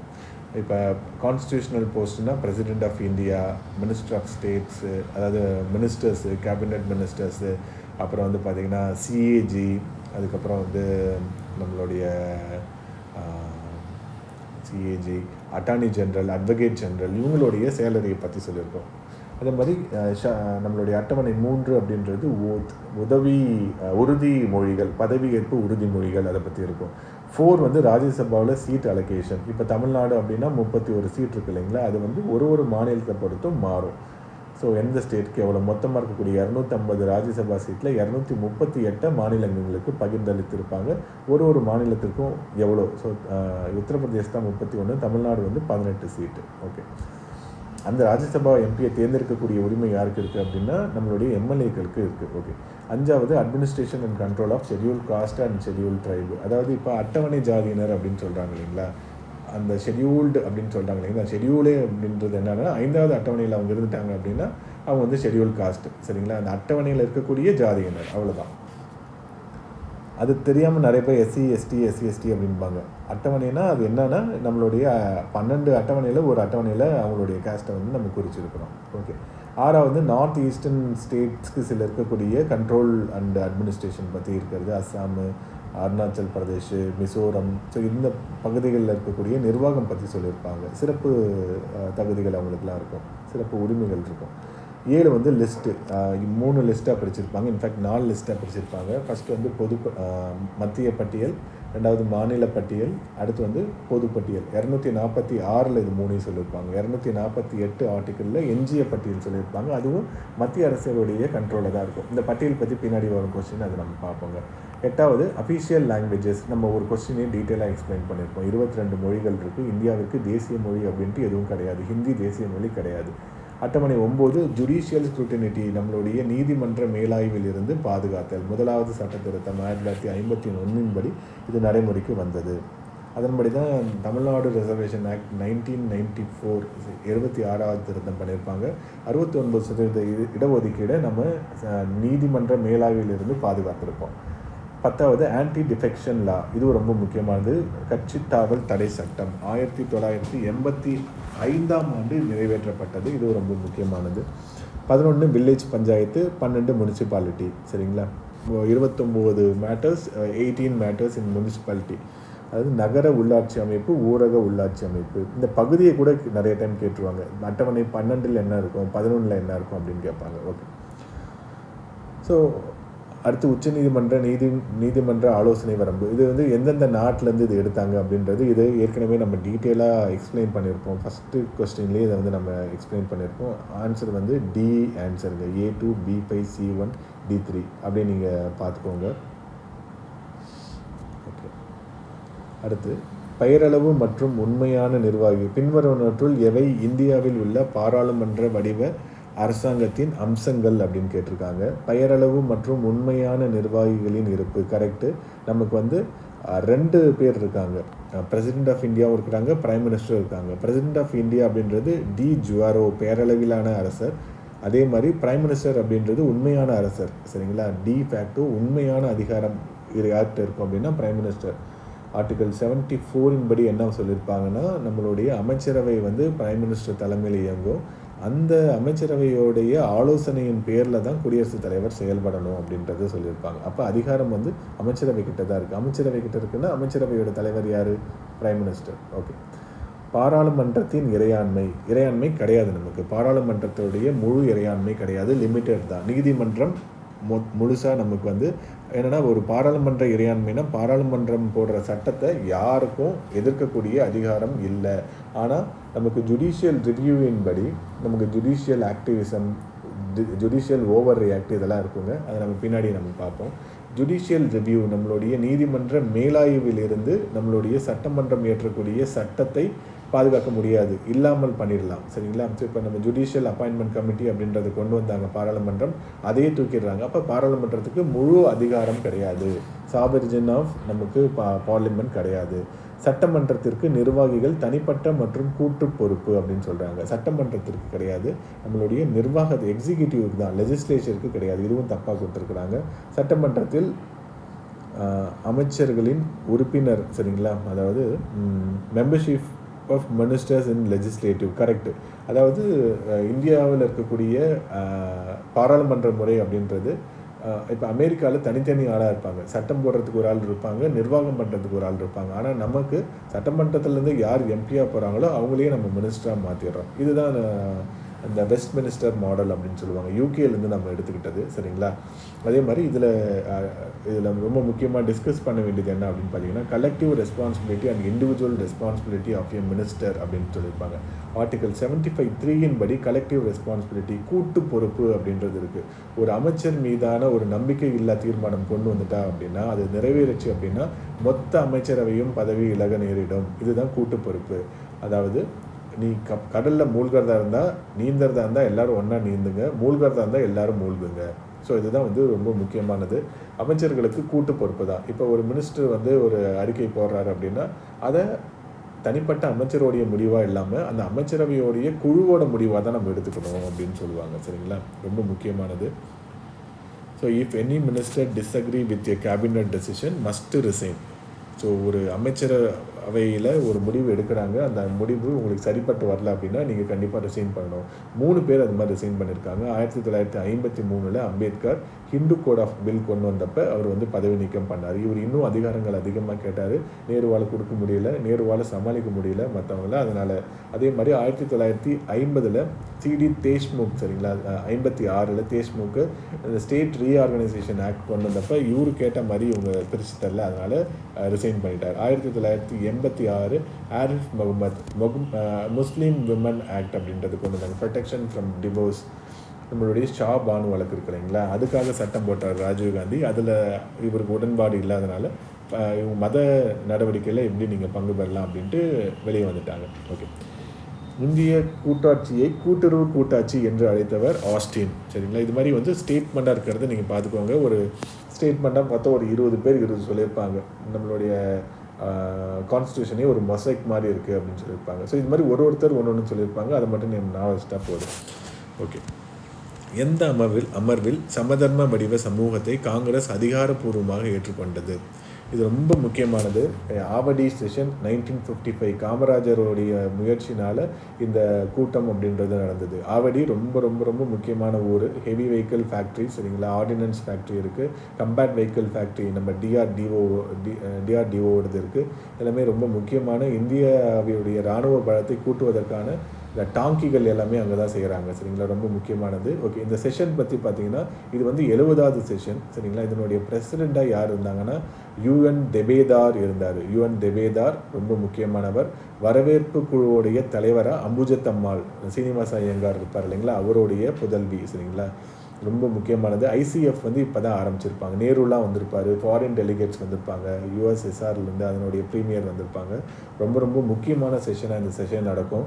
ஆவடி வந்த செஷனுக்கு அப்புறம் தான் சமதர்மம்னா ஈக்குவல் டு ஆல், சரிங்களா, அன்டு த லாஸ்ட் அப்படின்னு சொல்லுவாங்க. ரஸ்கினோடது காந்தியடிகளுடைய கோட்பாடுகள் எல்லாமே கடையவனுக்கு கடை தேற்றம் அப்படின்னு சொல்லுவாங்க. எல்லாருக்கும் எல்லாமும் கிடைக்கணும். அப்போ என்ன பண்ணணும் அப்படின்னா, எல்லாருக்கும் எல்லாமும் கிடைக்கணும் அப்படின்னா மக்களுடைய பார்ட்டிசிபேஷன் நிறையா இருக்கணும். இயற்கை வளத்தை எல்லாருக்கும் பகிர்ந்து அளிக்கணும். அப்போ பொதுத்துறை நிறுவனங்கள், பப்ளிக் செக்டார் யூனிட்ஸை ஆரம்பிக்கணும் அப்படின்றது தான் முக்கியம். அதை வச்சு தான் நம்ம ICF அப்படின்றத ஆரம்பித்தாங்க. NLC இது மாதிரி பின்னால் ஆரம்பிச்சது இருக்கும். ரொம்ப முக்கியமானது. பின்வருவனவற்றுள் எது முகப்புரையிலிருந்து தெளிவாக வெளிப்படுகிறது? அரசியலமைப்பு ஏற்றுக்கொள்ளப்பட்ட தேதியை சொல்லியிருப்பாங்க. 26/11/1949 50ன்னு போட்டிருக்குங்க. இது இல்லை, 26/11/1949. அடைய வேண்டிய லட்சியங்கள் இருக்கும். நம்மளுடைய லட்சியம் என்னென்னா justice, liberty, equality, fraternity, integrity அப்படின்றது இருக்கும். அதே மாதிரி நம்மளுடைய கான்ஸ்டியூஷனுடைய நேச்சர் என்ன, நம்மளுடைய இயல்பு என்ன? இயல்பு என்னென்னா இறையாண்மையுடைய சமதர்ம சமய சார்பற்ற மக்களாட்சி குடியரசு. மக்களாட்சிக்கும் குடியரசுக்கும் நிறைய பேருக்கு வித்தியாசம் தெரியாது. ஸோ அதை நீங்கள் பார்த்துக்கோங்க யார் என்ன அப்படின்றது. இது பேசிக்காக பாலிட்டி படிக்க ஆரம்பிக்கிறதுக்கு முன்னாடியே இந்த மாதிரியான பேசிக்கான டேர்ம்ஸ்லாம் நம்ம தெரிஞ்சு வச்சுக்கணும். சரிங்களா? மக்களாட்சினா என்ன, குடியரசுனா என்ன, நீங்களே தேடி கண்டுபிடிங்க. ரெண்டுத்துக்கும் பெரிய வித்தியாசம் இருக்கும். சில நாடு குடியரசு நாடு அப்படின்னு சொல்லுவாங்க, சீன குடியரசு அப்படின்னு சொல்லுவாங்க. ஆனால் அவங்க மக்களாட்சி நாடு கிடையாது. நீங்கள் பாருங்கள் என்ன அப்படின்ட்டு. சரிங்களா? அப்படி தெரியலன்னா கமெண்ட்ஸில் கேளுங்க. ஸோ இறையாண்மை அப்படின்றது நீங்கள் ஒரு ஆட்சி செய்கிறீங்கன்னா உங்களை யாரையும் கண்ட்ரோல் பண்ணக்கூடாது. சரிங்களா? ஸோ ஆளும் வர்க்கத்திற்கு தான் அதிகமான உரிமைகள் அப்படின்றது இருக்கணும். ஓகே. சமய தர்மம்னு நம்ம சொன்னது சமய சார்பற்றுனா நம்மளுடைய இந்திய அரசாங்கம் சமயம் இல்லாமல் இருக்கணும் அப்படின்னு கிடையாது. இது நேர்மறையான அர்த்தம் எடுத்துக்கணும். எல்லா சமயத்தையும் நான் ஈக்குவலாக ட்ரீட் பண்ணுவேன் அப்படின்றத எடுத்துக்கணும். ஓகே. அடுத்து அட்டவணை நம்ம ஏற்கனவே மேலேயே சொல்லியிருப்போம். சரிங்களா? எல்லா அட்டவணையும் சொல்லியிருப்போம். 1, 3, 2, 4 ஆன்சர் 52க்கு. ஓகே. 53 டாக்டர் சச்சிதானந்த சின்ஹாவை தலைவராக அமருமாறு கேட்டுக்கொண்டவர் யார்? சரிங்களா? தற்காலிக தலைவராக யார் கேட்டுக்கொண்டார் அப்படின்னா ஜேபி கிருப்லானி தான் கேட்டிருப்பார். இதெல்லாம் ரொம்ப முக்கியமானது. டைரெக்டாக இந்த ஃபேக்டை கேட்டுருவாங்க. 1946-47 அவர் தான் இந்திய தேசிய காங்கிரஸுடைய தலைவராக இருப்பார். 40லேருந்து 46 வரைக்கும் எந்த செஷனும் நடக்காது. 40 அபுல் கலாம் ஆசாத் வந்திருப்பார். அதனால் 46 வரைக்கும் அவரே இருப்பார். விடுதலை ஆகும்போது இந்திய தேசிய காங்கிரஸுடைய தலைவராக இருந்தது யார்? இந்த கொஸ்டின் அடிக்கடி கேட்பாங்க. JB Kripalani. Longest serving president of இந்திய தேசிய காங்கிரஸ் அப்படின்னு கேட்பாங்க. அது பார்த்திங்கன்னா சோனியா காந்தி. இப்போ யார் இருக்காங்கன்னா மல்லிகார்ஜுனா கார்கே இருக்கார். சரிங்களா? ஏன்னா இப்போ கரண்ட் அஃபேர்ஸ் கேட்குறாங்க, ஜிகேவோட சேர்த்து கேட்குறாங்க. ஸோ இதையும் நீங்கள் பார்த்தீங்க அப்படின்னா எல்லாத்தையுமே இப்போ யார் இருக்காங்க, அப்போ யார் இருந்தாங்க அப்படின்னு படிச்சிங்க அப்படின்னா போதும். ஓகே. இந்திய அரசியலமைப்பின் பின்வரும் விவரங்களில் எது இந்திய அரசு சட்டம் 1935 ஏற்றுக்கொள்ளப்பட்டது? எல்லாமே தான் ஏற்றுக்கொள்ளப்பட்டது. சரிங்களா? கூட்டாட்சி விதிகள், கவர்னர் அலுவலகம், நீதித்துறை, பொது சேவைகள் கமிஷன், பப்ளிக் சர்வீஸ் கமிஷன். சரிங்களா? பின்வரொன்றில் எது கனேடிய அரசியலமைப்பிலிருந்து ஏற்றுக்கொள்ளப்பட்டது? ஸோ இதெல்லாம் பார்த்திங்கன்னா ஆப்ஷன்ஸை வச்சு நம்ம சில விஷயங்கள். இப்போ வலுவான மையம் கொண்ட கூட்டமைப்பு கரெக்டு. நமக்கு வலுவான மையம் கொண்ட கூட்டமைப்பு தான். மையத்துடன் எஞ்சிய அதிகாரங்கள் இருக்குது, கரெக்டு. உச்சநீதிமன்ற நீதிபதிகளை நீக்குதல், இது யுஎஸ்ஏலேருந்து எடுத்தது. பாருங்கள், 1 and 2 மட்டும்தான் கரெக்டு. இதில் அந்த ஆப்ஷனே எதுவுமே இல்லை. ஆனால் பொதுப்பட்டியல் அப்படின்னு கொடுத்துருக்காங்க. என்னென்னா அதிகார பகிர்வு கனடியத்திலேருந்து நம்ம எடுத்திருக்கோம். பொதுப்பட்டியலில் இருக்கக்கூடிய சில பார்ட்ஸை நம்ம ஆஸ்திரேலியாவிலேருந்து எடுத்திருப்போம். அந்த கான்செப்டை நம்ம பார்த்திங்கன்னா கனடிய அரசியலமைப்புலேருந்து எடுத்திருப்போம். இப்போ ஆப்ஷன் 1, 2, 4. ராஜ்யசபாவின் முதல் கூட்டம் நடந்தது 13 மே 1952. 1951 லோக்சபா ஏற்படுத்தப்பட்டுரும். சரிங்களா? ராஜ்யசபா பற்றி பின்னாடி நம்ம டீட்டெயிலாக பார்ப்போம். மேக்ஸிமம் 250 மெம்பர்ஸ் இருப்பாங்க. 238 + 12 மெம்பர்ஸ் நமக்கு சோஷியல் சர்வீஸில் இருக்கலாம், அறிவியலில் இருக்கலாம், சமூக சேவை, இது மாதிரி ஆர்ட், கல்ச்சர், அதிலேருந்து 12 பேரை சச்சின் டெண்டுல்கர், ரேகா, இவங்கெல்லாம் இந்த விஜய் மல்லையா, இவங்கெல்லாம் இதிலேருந்து தான் நம்ம கூட்டு வந்திருக்கோம். இப்போ 250 பேரில் 245 பேர் இருப்பாங்க. 5 பேர் அந்த ஜம்மு அண்ட் காஷ்மீர், ஆக்குபைடு காஷ்மீர் இருக்கு இல்லைங்களா, அந்த பகுதியிலேருந்து வரக்கூடியவங்க. ஆனாலும் இப்போ அந்த எலெக்ஷன்லாம் கண்டக்ட் பண்ண முடியாது இல்லைங்களா, பாகிஸ்தான் வச்சுருக்கிறதுனால அந்த 5 அப்படியே தான் நம்ம விட்ருக்கோம். ஓகே. 552 லோக்சபாவில் சொல்லுவோம். 2 ஆங்கிலோ இந்தியன் இப்போ தூக்கிட்டாங்க. 550. அதில் 543 தான் இப்போ இருக்கும். அந்த 7 பேரும் இந்த பாகிஸ்தான் ஆக்குபைடு காஷ்மீரில் இருந்து ரெப்ரசன்ட் பண்ணக்கூடியவங்க. ஓகேங்களா? ஓகே. ஸோ எம்எல்ஏவாக தேர்ந்தெடுக்கப்படுறாங்க. 6 வருஷம் இவங்க அந்த பதவியில் இருப்பாங்க. 2003 இதுக்கு திருத்தம் பண்ணி என்ன பண்ணாங்க அப்படின்னா ராஜ்யசபா எம்பி அந்த மாநிலத்தில் தான் இருந்து எலெக்ட் ஆகணும் அப்படின்றது கிடையாது. இப்போ டாக்டர் மன்மோகன் சிங் அசாம்லேருந்து தேர்ந்தெடுக்கப்பட்டிருப்பாங்க. சரிங்களா? நிர்மலா சீதாராமன் கர்நாடகாவிலேருந்து தேர்ந்தெடுக்கப்பட்டிருப்பாங்க. அந்த மாநிலத்திலேருந்து தேர்ந்தெடுக்கப்படணும் அப்படின்றது கிடையாது. இதுவும் ரொம்ப முக்கியமானது. இந்தியா அதுவே பாரதம், மாநிலங்களின் ஒன்றியமாக அது இருக்கும் என்று எந்த ஷரத்து கூறுது அப்படின்னா ஷரத்து 1.1. இது ரொம்ப முக்கியமானது. டாக்டர் அம்பேத்கர் சொல்லியிருப்பார், indestructible union and destructible state. அதாவது உடைக்க முடியாத மத்திய அரசு மற்றும் உடைக்கக்கூடிய மாநில அரசு. உடைக்கக்கூடிய மாநில அரசாக இருக்கிறதுனால தான் 14 மாநிலங்கள் 6 யூனியன் டெரிட்டரியாக 1956 நம்ம கொண்டு வந்ததை இப்போ நம்ம 28(8) அப்படின்றத மாற்றிருப்போம். ஸோ மாநிலத்தை நம்ம எப்படி வேணாலும் உடைக்கலாம். ஆந்திராவை 2ஆக உடைச்சோம் இல்லைங்களா, அது மாதிரி நம்மளால் உடைக்க முடியும். தமிழ்நாடு கல்வி மற்றும் வேலைவாய்ப்பில் எவ்வளவு சதவீத இடஒதுக்கீடை கொண்டுள்ளது? 76% இடஒதுக்கீடை கொண்டுள்ளது கல்வி மற்றும் வேலைவாய்ப்பில். சரிங்களா? 76வது constitutional amendment act 1994. 69 31 open category general, 26.5 BC, 3.5 BCM. So இந்த ரிசர்வேஷன் யூனிட் 8ல் இருக்கும், யூனிட் 9ல் இருக்கும், ரொம்ப முக்கியமான பகுதி. அப்போ டீட்டெயிலாக பார்ப்போம் என்னென்ன கமிட்டி, சட்டநாதன் கமிட்டி வந்து என்ன சொல்லுது, ஜட்மெண்ட் வந்து என்ன சொல்லுது, இந்திரா சகானி ஜட்மெண்ட் வந்து என்ன சொல்லுது, அதை பற்றி டீட்டெயிலாக பார்ப்போம். 20% எம்பிசிக்கும் 15% எஸ்சிக்கு, 3% எஸ்சிஏக்கு, 1% எஸ்டிக்கும் கொடுத்துருக்காங்க. மத்திய அரசில் எஸ்டிக்கு வந்து பார்த்திங்கன்னா 7.5% கொடுத்துருப்பாங்க. எஸ்சிக்கு 15% 15 + 7.5. நமக்கு வந்து 15 எஸ்சி, 3 வந்து எஸ்சிஏக்கு கொடுத்துருப்பாங்க. ஓகே, இந்திய அரசியலமைப்பு சட்டத்தின் எந்த பிரிவின்படி பாராளுமன்றம் இந்திய அரசியலமைப்பின் எந்த விதியையும் திருத்தம் செய்யலாம் அப்படின்னு சொல்லுதுன்னா, நம்மளுடைய பிரிவு 368 ஷரத்து 368 பார்ட் 20 சவுத் ஆப்பிரிக்காவிலேருந்து எடுத்திருப்போம். 3 விதமாக நம்மளுடைய இந்திய அரசியலமைப்பை திருத்தம் செய்ய முடியும். எளிய பெரும்பான்மை, சிறப்பு பெரும்பான்மை, சிறப்பு பெரும்பான்மை வித்து மாநில அரசுகளுடைய பின்னேற்பு. சிம்பிள் மெஜாரிட்டி அப்படின்னா மொத்த உறுப்பினர்களில் பாதி பேர் வந்துட்டால் போதும், பாதி பேருடைய ஆதரவு வந்துட்டால் போதும். குவாரம் அப்படின்னா 1/10, மொத்தம் 543 பேர்னா குவாரம் கூட இல்லைன்னா அந்த பாராளுமன்றத்துடைய அன்றைய கூட்டத்தை கலைச்சிடுவாங்க. ஓகே, ஸ்பெஷல் மெஜாரிட்டினா 2/3 வந்து கூட. இப்போ 300 பேர் இருக்கிறாங்க அப்படின்னா அதில் 200 பேருடைய ஒப்புதல் தேவை. இப்போ ஃபண்டமெண்டல் ரைட்ஸ்லாம் திருத்தம் பண்ணுறாங்க அப்படின்னா ஸ்பெஷல் மெஜாரிட்டியில் தான் பண்ணுவாங்க. Special majority with state concern அப்படின்னா நம்மளுடைய ஃபெட்ரல் சிஸ்டம் பாதிக்கப்படுது அப்படின்னா அதை வந்து நம்ம வந்து ஸ்டேட்டோடைய கன்சர்னோட தான் பண்ணுவாங்க.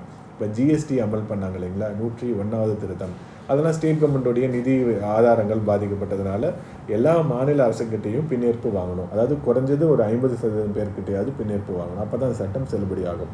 வரைவு குழுவின் ஆலோசகராக இருந்தவர் BN ராவ். நம்ம முன்னாடியே டீட்டெயிலாக சொல்லியிருப்போம். ஜனநாயகத்தின் பிறப்பிடமாக இருப்பது கிரீஸ் தான். கிரீக்கில் டெமோனா மக்கள், கட்டாஸ்னா ஆட்சி அப்படின்னு அர்த்தம். எந்த திருத்தத்தின் மூலம் வாக்களிக்கும் வயது 21லிருந்து 18ஆக குறைக்கப்பட்டதுன்னா 61வது திருத்தம் 1989 ஷரத்து 326 வந்து இது சொல்லியிருப்பாங்க. சரிங்களா, வயது வந்தோர் வாக்களிக்கும் அடல்ட் ஃப்ரான்ச்சைஸ் அப்படின்றத சொல்லியிருப்பாங்க. வயது வந்தோர் வாக்களிக்கும் முறை அப்படின்றது 326 ஆர்டிகிள் கண்டிப்பாக ஞாபகம் வச்சுக்கோங்க, ரொம்ப முக்கியமானது. நம்மளுடைய கான்ஸ்டியூஷனில் 324லேருந்து 329 வரைக்கும் தேர்தல் பற்றி குறிப்பிட்டிருப்பாங்க. பின்னாடி வரக்கூடிய பாட்டில் நம்ம எக்ஸ்பிளைன் பண்ணுவோம் அதை டீட்டெயிலாக. இப்போ ஒரு கொஸ்டின் கேட்டிருந்தாங்க, என்னென்னா நம்மளுடைய தேர்தல் ஆணையம், தலைமை தேர்தல் ஆணையம் மற்றும் 2 தேர்தல் ஆணையர். இப்போ தேர்தல் ஆணையர் கூட அவசரமாக தேர்ந்தெடுக்கப்பட்டாங்க இல்லைங்களா, இந்த அமைப்பு எப்போலேருந்து நடைமுறைக்கு இருக்குது? அதுக்கு முன்னாடி ஒரே ஒரு சீஃப் எலெக்ஷன் கமிஷனர் மட்டும்தான் இருந்தாங்க. இப்போ எலெக்ஷன் கமிஷனர் 2 பேர், சீஃப் எலெக்ஷன் கமிஷனர் ஒருத்தர். அது எந்த வருஷம் அப்படின்னா 1993லேருந்து இருக்குது. ஓகே, சரியான அறிக்கைகளை தேர்ந்தெடுக்குவோம். ஜவஹர்லால் நேரு இந்தியாவின் முதல் ஜனநாயக முறையில் தேர்ந்தெடுக்கப்பட்ட பிரதமர் ஆவார். Okay, correct. அதே மாதிரி மக்களவைக்கான முதல் தேர்தல் 1951 அக்டோபர் 25 முதல் 1952 பிப்ரவரி வரை நடைபெற்றது. 50. Okay, correct. சரிங்களா, 1 and 2 கரெக்ட். இப்போ இருக்கிறது வந்து பார்த்திங்கன்னா 18th லோக்சபா, 16, 17, 18 லோக்சபாவுடைய பிரதம மந்திரியாக நரேந்திர மோடி அப்படின்றவர் இருந்திருக்கார். 1950. எனக்கு இந்த செகண்ட் ஆப்ஷன் மட்டும், ஏன்னா 50 அக்டோபரில் ஆரம்பித்து 51 தான் முடியும். ஓகே, இது மட்டும் நான் கிளாரிஃபை பண்ணுறேன், கமெண்ட்ஸில் நான் இதுக்கு சொல்கிறேங்க. ஓகே, எந்த ஆண்டு மயில் இந்திய தேசிய பறவையாக தேர்ந்தெடுக்கப்பட்டது? இது நம்ம முன்னாடியே சொல்லியிருப்போம். ஃபஸ்ட்டு வீடியோ பார்ட் 1லேயே சொல்லியிருப்போம். தேசிய சின்னங்கள் எல்லாத்தையுமே எக்ஸ்பிளைன் பண்ணியிருப்போம். 1963 தேசிய நதி, அது மாதிரி 2008 கேஞ்சஸு. சரிங்களா, ஓகே. எந்த ஷரத்து அவற்றின் ஏற்பாடுகளுடன் சரியாக பொருந்துள்ளது? ஷரத்து 7, 6, அதாவது நம்மளுடைய குடியுரிமை பற்றி பேசுகிறது. குடியுரிமை பற்றி 5ல் இருந்து 11 வரைக்கும் சொல்லியிருப்பாங்க.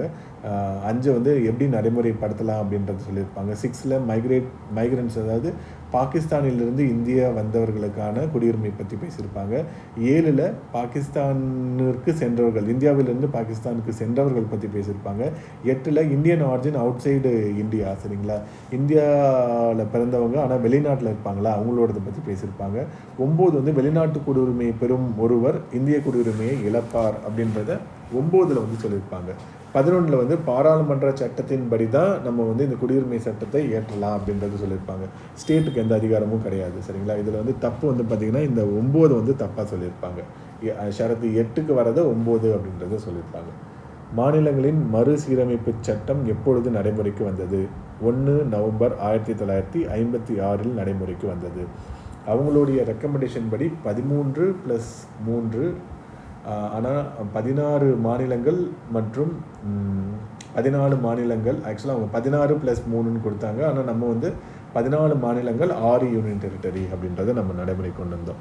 ஓகே, இது நிறைய இடத்துல வந்து தப்பாக கொடுத்துருக்குறாங்க. 8 முறை திருத்தம் செய்யப்பட்டது அப்படின்ட்டு ஸ்கூல் புக்லேயே கூட தப்பாக கொடுத்துருக்காங்க. 1955 இந்திய குடியுரிமை சட்டம் இது மாதிரி 6 முறை தான் திருத்தம் செய்யப்பட்டுள்ளது. 1986, 92, 2003, 2005, 2015, 2019. இந்திய குடிமக்களுக்கு மட்டும் கிடைக்கும் உரிமைகள் நம்ம முன்னாடியே சொல்லியிருப்போம். 15, 16, 19, 29, 30 இது வந்து இந்திய குடிமக்களுக்கு மட்டும்தான் கிடைக்கும். சமயத்திற்கு வரி விதிப்பதை தடுக்கும் சரத்து 27 இதுவும் நம்ம சமய உரிமை பற்றியும் எல்லா ஆர்டிக்கலையும் சொல்லியிருப்போம். 25, 26, 27, 28 எல்லாத்தையுமே சொல்லியிருப்போம்.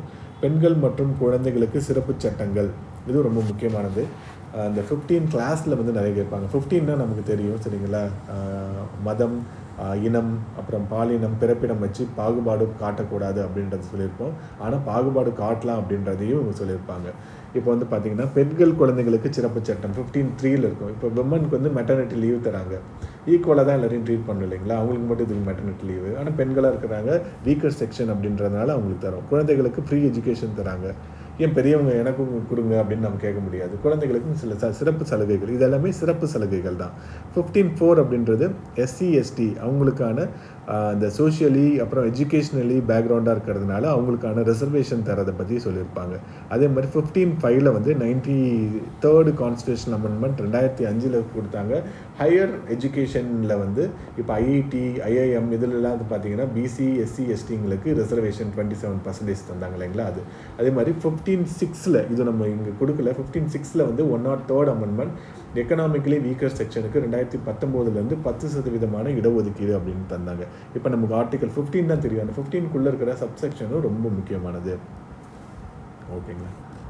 ஓகே, ஸோ அடுத்து நம்மளுடைய ரிட்ஸு. ஸோ இதுவும் வந்து ரொம்ப ரொம்ப ரொம்ப முக்கியமானது. இந்த 226 and 32 ரெண்டுமே வந்து ரொம்ப ரொம்ப முக்கியமானது.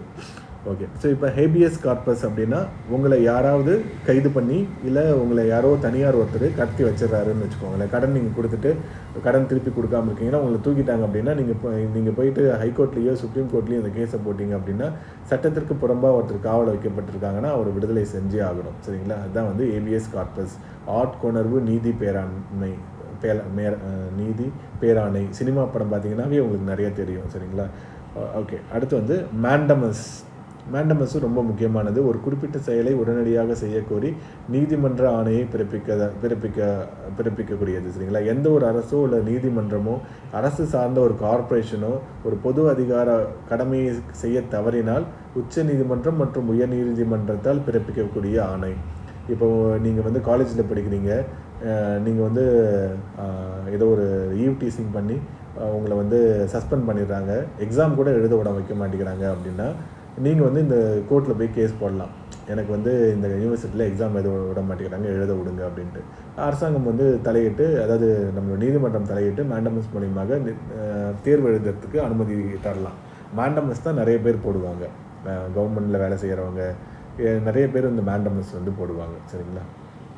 ஓகே, ரெட் ஆஃப் ப்ரொஹிபிஷன் அப்படின்றது தடை பேராண்மை அப்படின்றது ஒரு நபர் தனக்கு உரிமை இல்லாத பொது அலுவலகத்தை நடத்துவதை தடுக்கும் நோக்கில் வெளியிடப்படும் ஒரு ஆணை சரிங்களா. ஸோ அப்புறம் என்னென்னா அந்த அதிகார வரம்பை மீறி செய்கிறாங்க இல்லைங்களா. ஸோ இப்போ கீழ் நீதிமன்றம், தீர்ப்பாயம் அது மாதிரி இருக்கும் இல்லைங்களா, அதுக்கு தடை போடுறது.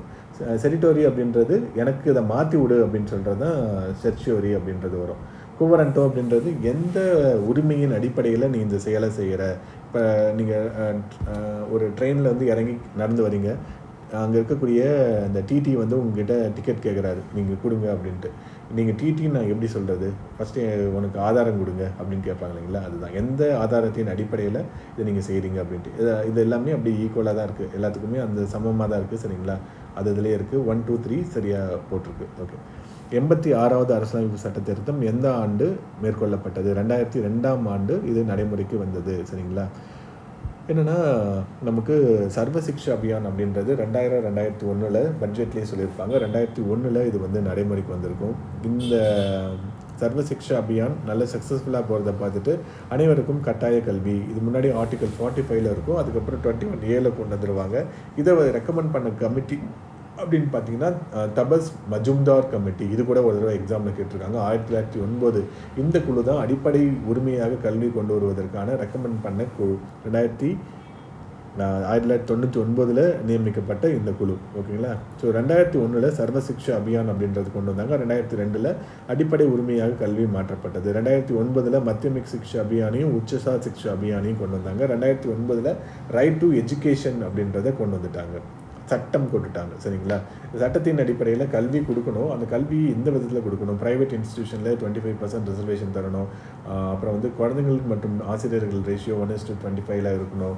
அப்புறம் கல்வி கற்பிக்கக்கூடிய ஆசிரியர்களுக்கு தகுதி தேர்வு வைக்கணும். இது மாதிரி நிறைய RTEல நிறைய ப்ரொவிஷன்ஸ் கொண்டு வந்தாங்க. இது நடைமுறைக்கு வந்தது 2010 ஏப்ரல் 1 இது நடைமுறைக்கு வந்துச்சு. அவசர நிலையின் போது தடை செய்ய முடியாத சட்டப்பிரிவுகள் 20 மற்றும் 21. ஆர்டிகல் 358 படி என்ன ஆயிருக்கும் அப்படின்னா, சஸ்பென்ஷன் ஆஃப் ஆர்டிகல் 19. சரிங்களா. நம்மளுடைய பேச்சு உரிமை அப்படின்றது சரத்து 19 அப்படின்றது ரத்து செய்யப்பட்டோம். இப்போ எமர்ஜென்சி இருந்ததுன்னா நான் இப்படி இஷ்டத்துக்குலாம் பேச முடியாது. சரிங்களா. ஸோ எல்லாருமே பொதுக்கூட்டம் கூட முடியாது, எல்லாமே இருக்கும். தேசிய நெருக்கடி ஆர்டிகல் 352 நடைமுறைக்கு வந்துட்டான்.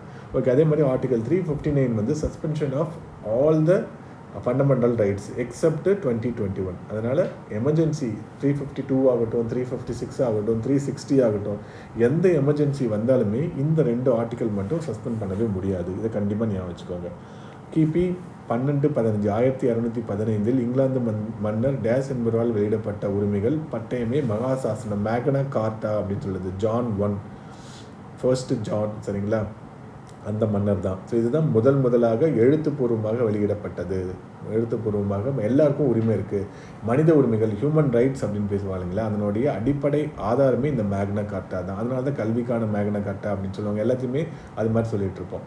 ஃபஸ்ட்டு ரிட்டன் டாக்குமெண்ட் அதுதான். அது மாதிரி 1689 இங்கிலாந்து பில் ஆஃப் ரைட்ஸ் அப்படின்னு சொல்லியிருப்பாங்க. உரிமைகள் மசோதா அப்படின்றத கொண்டு வந்தாங்க 1689. அதே மாதிரி 1776 அமெரிக்க சுதந்திர போர் முடிஞ்சதுக்கு அப்புறமா கான்ஸ்டியூஷன் எழுதியிருப்பாங்க. 1789 யூஎஸ் கான்ஸ்டியூஷன், அதுலேயும் ரைட்ஸ் அப்படின்றத கொடுத்துருப்பாங்க. அதே மாதிரி ஃப்ரெஞ்சு புரட்சி 1789 நடக்கும். அதனைத் தொடர்ந்து 1791 யூஎஸ் பில் ஆஃப் ரைட்ஸ் அப்படின்றதே கொண்டு வந்திருப்பாங்க. சரிங்களா. இதெல்லாம் வந்து ரொம்ப ரொம்ப முக்கியமானது. ஓகே. கீழ்கண்ட வாக்கியங்களில் அடிப்படை உரிமைகள் தொடர்பான எவை சரியானது? ஓகே. இதில் எல்லாமே சரியானதாக இருக்கும். குற்றச்சாட்டப்பட்ட செயல் செய்யப்பட்ட காலம் அமலில் இருக்கக்கூடிய சட்டத்தின்படி தான் அவங்களை தண்டிக்க முடியும். இப்போ ராஜீவ்காந்தி கொலை குற்றவாளிகளை தடா சட்டம் அப்படின்றத வச்சு தான் தடா சட்டம் 1985 95. ஸோ அதை வச்சு தான் வந்து போட்டிருப்பாங்க. போட்டா சட்டம் அதுக்கப்புறம் தான் வந்திருக்கும். போட்டா வச்சு அவங்கள வந்து குற்றவாளிகள் அப்படின்ட்டு தண்டிக்க முடியாது. சரிங்களா. ஒரு நபரின் வாழ்க்கையையும் தனிநபர் சுதந்திரத்தையும் சட்டத்தால் ஏற்படுத்தப்பட்ட நடைமுறைகளை தவிர வேறு வழிகளில் மீறக்கூடாது. நீங்கள் சட்டத்தின்படி தான் அந்த குற்றவாளிகளை தண்டிக்கணும். சரிங்களா. அதை மீறி எதுவும் பண்ணுங்க, என்கவுண்டர்லாம் கிடையாது, கூடாது அப்படின்னு சொல்கிறாங்க. ஒரு நபரும் ஒரே குற்றத்திற்கு 2 முறை தண்டிக்கக்கூடாது, அதுவும் சரிதான். குற்றம் சாட்டப்பட்ட நபர் தனக்குத்தானே நீதி சாட்சி சொல்லிக்கக்கூடாது, இது ஆர்டிகல் 20 இது எல்லாமே சொல்லியிருப்பாங்க. ஓகே. எல்லாமே சரி. கீழ்கண்ட வாக்கியங்களை கவனி. அடிப்படை உரிமைகள் முழுமையானது அல்ல. Okay, correct. அது முழுமையானது அல்ல. ஸோ அது வந்து எப்போ வேணாலும் சஸ்பெண்ட் பண்ணப்படலாம். அதே மாதிரி ஷரத்து 31A அப்படின்றது 31C 33 34 358 359 ஆகியவை அடிப்படை உரிமைகள் மீதான வரம்புகளை ஏற்படுத்துகிறது. எல்லாமே சரி. ஓகே. 31A அப்படின்றது நீதிமன்ற மேலாய்வில் இருந்து காப்பு. அப்புறம் 31C அப்படின்றது 25th கான்ஸ்டியூஷன் அமெண்ட்மெண்ட் 1971 கொண்டு வந்திருப்பாங்க. DPSPயை நடைமுறைப்படுத்துவதற்கு நம்ம ஃபண்டமெண்டல் ரைட்ஸை பாதிக்கக்கூடாதுன்ட்டு. ஆனால் மினர்வா மில் கேஸ் 1980 ரெண்டுமே வந்து பெட்ராக் ஆஃப் நம்மளுடைய டெமோக்ரஸி. அதனால் ரெண்டுமே மியூச்சுவலாக நம்ம வச்சுருக்கணும் அப்படின்ற சொல்லியிருப்பாங்க. ஷரத்து 33 நம்மளுடைய ஆர்ம்டு ஃபோர்ஸஸ் போலீஸஸ்க்கு வந்து நம்மளுடைய அடிப்படை உரிமைகள் நமக்கு இருக்கிற மாதிரி அவங்களுக்கு கிடையாது, ரெஸ்ட்ரிக்ஷன் இருக்குது அப்படின்னு சொல்லியிருப்பாங்க. ஆர்டிகல் 34 வந்து மார்ஷியல் லா, நம்மளுடைய இராணுவ சட்டத்தை அமல்படுத்துவது தொடர்பாக. சரிங்களா. ஸோ இப்போ ரெண்டுமே கரெக்டு. அதே மாதிரி ஆர்டிகல் 35 ரொம்ப முக்கியமானது. பாராளுமன்றத்தினால் மட்டுமே அடிப்படை உரிமைகள் தொடர்பான சட்டம் இயற்றுவதற்கு முடியும். இப்போ 1955 தீண்டாமை தடுப்பு சட்டம் போட்டாங்க இல்லைங்களா, ஷரத்து 17 நடைமுறைப்படுத்துவதற்கு. மாநில சட்டமன்றங்களுக்கு அந்த அதிகாரம் கிடையாது. இப்போ நம்ம ஆல்மோஸ்ட் எல்லா ஷரத்தையுமே நம்ம இதில் சொல்லியிருப்பாங்க. ஓகே. சமுதாயத்தில் மற்றும் கல்வியில் பின்தங்கியவர்களுக்கு நம்ம முன்னாடி சொல்லியிருந்தோம் 93வது அரசியல் சட்ட திருத்தம் 2005. கீழ்கண்ட வாக்கியங்களை கவனி. தீண்டாமை ஒழிக்கப்பட்டு விட்டது. இது எந்த வடிவிலும் நடைமுறைப்படுத்தப்பட்டாலும் அது சட்டப்படி தண்டிக்கக்கூடிய குற்றமாகும். சரிங்களா? Correct. AK Gopalan versus Chennai என்ற வழக்கில் ஷரத் 21 கூறப்பட்டுள்ள சட்டத்தால் ஏற்படுத்தப்பட்ட நடைமுறைகளில் இயற்கை நீதி கோட்பாடுகளை உள்ளடக்காது என்று உச்ச நீதிமன்றம் சொன்னது. இப்போ ஏகே கோபாலன் வழக்கு நமக்கு தெரியணும். ஏகே கோபாலன் ஒரு கம்யூனிஸ்ட்டு. சரிங்களா? அவர் சுதந்திரம் வாங்கினப்பவே தடுப்பு காவலில் தான் வச்சுருப்பாங்க. தடுப்பு காவல் சட்டம் 1950 தான் வந்திருக்கும். ஸோ அந்த தடுப்பு காவல் சட்டத்தின்படி இவங்களுக்கு ஒரு குற்றம் செய்தவரை மட்டும் சிறையில் போடாமல் குற்றம் செய்வதற்கு முகாந்திரம் இருக்குது அப்படின்னாவே அவரை பிடிச்சி ஜெயிலில் போட்டுடலாம். பொது அமைதிக்கு பாதிப்பு இவரால் ஏற்படும் அப்படின்னாவே அவங்கள பிடிச்சி போட்டுடலாம். அதாவது இது மனித அடிப்படை உரிமைகள் தொடர்பான முதல் வழக்கு தான் ஏகே கோபாலன் வழக்கு. ஸோ அரசாங்கத்திற்கு அந்த உரிமை இருக்குது அப்படின்றத சொல்லியிருப்பாங்க இந்த ஜட்ஜ்மெண்ட்டில். சரிங்களா? அவர் பின்னாடி நாளில் ரிலீஸ் ஆகி எம்பியெல்லாம் ஆகிடுவார். ஆனாலும் என்னென்னா பொது அமைதிக்கு இவர் தீங்கு ஏற்படுத்தலாம், அடிப்படை உரிமை மீறல் இப்போ ஆர்டிக்கல் நமக்கு ஆர்டிக்கல் 21 இருக்குது, ஆர்டிக்கல் 19 இருக்குது, வாழ்வதற்கான உரிமை அப்படின்னு இருக்குது, நகர்வதற்கான உரிமை அப்படின்னு இருக்குது. ஸோ என்ன எதுக்கு நீங்கள் பிடிச்சி ஜெயிலில் போடுறீங்க அப்படின்ட்டு அவருக்கு சட்டம் போட்டிருப்பார். அவர் ரிட்டு போட்டிருப்பார். அதுக்கு என்ன சொல்லியிருப்பாங்கன்னா, இல்லை உங்களை தடுப்பு காவல் சட்டம்ட்டு ஒரு சட்டம் இருக்குது, 1950 நாங்கள் போட்டது. அந்த சட்டத்தின் அடிப்படையில் நீங்கள் எதிர்காலத்தில் இந்த தப்பு பண்ணுவீங்க அப்படின்றதுனால நாங்கள் பிடிச்சி போடுறோம் அப்படின்னு போட்டிருப்பாங்க. அதாவது கான்ஸ்டியூஷனுடைய ஃபண்டமெண்டல் ரைட்ஸில் நாங்கள் வயலேஷன் பண்ணல, ஏற்கனவே ஒரு சட்டம் இருக்குது, அந்த சட்டத்தின் அடிப்படையில் தான் நான் உங்களை பிடிச்சி உள்ளே போடுறேன் அப்படின்னு சொல்லியிருப்பாங்க. இதே மாதிரி தான் 1976 மேனகா காந்தி வழக்கு 78 ஜட்மெண்ட் சொல்லியிருப்பாங்க. அதுலேயும் அவங்களுடைய பாஸ்போர்ட் பிடிங்க வச்சுருப்பாங்க. ரைட் டு ப்ரைவசி பாதிக்கப்படுது அப்படின்னு சொல்லியிருப்பாங்க. அடுத்த கொஸ்டினும் அதுதான். மேனகா காந்தி வெர்சஸ் இந்திய அரசு என்ற வழக்கில் தனிப்பட்ட சுதந்திரம் என்ற பதத்திற்கு பரந்த பொருள் விளக்கத்தையும் சட்டத்தால் ஏற்படுத்தப்பட்ட நடைமுறைகளில் இயற்கை நீதி கோட்பாடுகளுக்கு அடங்கும் என்றும் உச்சநீதிமன்றம் தீர்ப்பளித்தது. தனித்திருப்பு உரிமை, சரிங்களா, என்று தனிப்பட்ட சுதந்திரத்தில் அடங்கும். ஸோ இது ரெண்டுமே சரியாக இருக்கும். ஸோ அவங்க என்ன சொல்லியிருப்பாங்கன்னா, நம்மளுடைய ப்ரைவசி அப்படின்றது ரொம்ப முக்கியம். ஸோ அதை ஃபண்டமெண்டல் ரைட்ஸாகவே நம்ம எடுத்துக்கணும் அப்படின்றத சொல்லியிருப்பாங்க பின்னால். கேசஸ் ரொம்ப முக்கியம். கேசஸில் சிலது மட்டும் நம்ம இப்போ சொல்கிறாங்க. நேஷ்னல் செக்யூரிட்டி ஆக்ட் கேஸ் அப்படின்றது NSA 1980 அது வழக்கு அப்படின்னு பார்த்தீங்கன்னா AK Roy versus union of India. கேரளாவில் இருக்கக்கூடிய ராய் வெஸ்ட் பெங்காலில் இருக்கக்கூடிய Roy versus union of India வழக்கு தான். 1980 இந்த வழக்கு போட்டிருப்பாங்க. சரிங்களா? ஓகே. இப்போ தடுப்பு காவல் சட்டம்னா நேஷ்னல் செக்யூரிட்டி ஆக்ட் தடா 1985 95 வரைக்கும் இருக்கும். அதே மாதிரி பட்டா அப்படின்றது 2002 2004 வரைக்கும் இருக்கும். தடுப்பு காவல் அப்படின்றது ரொம்ப ரொம்ப முக்கியமானது. நமக்கு ஆர்டிக்கல் 22 தடுப்பு காவல் பற்றி சொல்லியிருப்பாங்க, பார்ட் 2. ஓகே. அடிப்படை உரிமைகள் வழக்கு என்று அழைக்கப்படும் வழக்கு எதுனா கேசவானந்த பாரதி வெர்சஸ் கேரளா வழக்கு தான். 13 நீதிபதிகள் இந்திய அரசியல் அமைப்பிலேயே இந்திய சுதந்திர இந்தியாவிலேயே 13 நீதிபதிகள் உட்கார்ந்து தீர்ப்பு வழங்கின வழக்கு. 7 நீதிபதிகள் அரசாங்கத்திற்கு எதிராக தீர்ப்பு அளித்திருப்பாங்க. 6 நீதிபதிகள் அரசாங்கத்திற்கு ஆதரவாக தீர்ப்பு அளித்திருப்பாங்க. அதாவது கேசவானந்த பாரதிக்கு முன்னாடி கோலக்நாத் வழக்கு, அதுவும் 1967 நடந்திருக்கும். கோலக்நாத் பஞ்சாபில் இருக்கக்கூடிய ஒரு லேண்ட் ஹோல்டர் அசோசியேஷன் இருப்பாங்க. லேண்டை பிடிங்கிப்பாங்க அரசாங்கம். சொத்து அரசாங்கத்தோடைய உரிமை, மக்களுடைய உரிமை கிடையாது. அரசாங்கம் கேட்டுச்சு அப்படின்னா நீங்கள் கொடுத்தா அப்படின்னு சொல்லியிருப்பாங்க. அதை எதிர்த்து கேஸ் போட்டிருப்பாங்க. கேஸ் அதை இன்வாலிடேட் பண்ணியிருப்பாங்க. சரிங்களா? அதே மாதிரி கேசவானந்த பாரதி வழக்குலேயும் மக்களால் தேர்ந்தெடுக்கப்பட்ட பாராளுமன்ற உறுப்பினர்கள் எல்லாருமே ஆதரவாக இருந்தாலும் ஒரு குறிப்பிட்ட எல்லையை மீறி அரசியலமைப்பை மாற்ற முடியாது அப்படின்னு சொல்லியிருப்பாங்க. கேசவானந்த பாரதியும் ஒரு சாமியார், அவருக்கு அந்த மடத்துக்கு சொந்தமான நிலத்தை அரசாங்கம் எடுத்துக்கும், அதுக்கு எதிராக தான் கேஸ் போட்டிருப்பாங்க. அதுக்கப்புறம் தான் 1978 44வது திருத்தத்தின்படி நம்மளுடைய அடிப்படை உரிமையிலிருந்து சொத்துரிமையை நீக்கம் செஞ்சிருவாங்க. இது ஒரு மினி கான்ஸ்டியூஷன் அப்படின்னு சொல்லுவாங்க. 76வது இந்த கேசவானந்த பாரதினால தான் இந்த 1976 42வது திருத்தமே நடக்கும். ரொம்ப முக்கியமான ஒரு வழக்கு கேசவானந்த பாரதி வழக்கு. சரிங்களா? கேசவானந்த பாரதியில் என்ன சொல்லியிருப்பாங்க, கான்ஸ்டியூஷனுக்குன்னு சில அடிப்படையான அம்சம் இருக்குது, அதை நீங்கள் திருத்தம் பண்ணக்கூடாது. அடிப்படை அம்சங்கள் அப்படின்றத இதில் தான் டிஃபைன் பண்ணியிருப்பாங்க. சரிங்களா? இதுக்கப்புறமா பெரிய வழக்கு ரொம்ப நாளாக நடந்தது, அயோத்தி வழக்கு. 2019 இதுக்கு இந்த 2.77 ஏக்கருக்காக அந்த வழக்கு 5 நீதிபதிகள் ஒரு தலைமை நீதிபதி இருப்பாங்க, 5 பேர் அரசுக்கு ஆதரவாகவும் ஒருத்தர் எதிராகவும் சொல்லியிருப்பாங்க. சரிங்களா? ஓகே. அடிப்படை உரிமைகள் தொடர்பான பின்வரும் தீர்ப்புகளின் காலவரிசை. கொலக்நாத் 1967 பஞ்சாப். சரிங்களா? Kesavananda Bharati 1973, Minerva mills 1980, AK Gopalan 1950. So பார்த்துக்கோங்க ஆர்டரை. தனி உரிமைக்கான உரிமையை அடிப்படை உரிமையாக அறிவித்த 9 நீதிபதிகள் கொண்ட அரசியல் சாசன அமர்வு கீழ்கண்டவர்களில் யார் தலைமையை தாங்கினார்? ஓகே, ஜேஎஸ் கெஹர் தான். சரிங்களா? செக்ஷன் 377.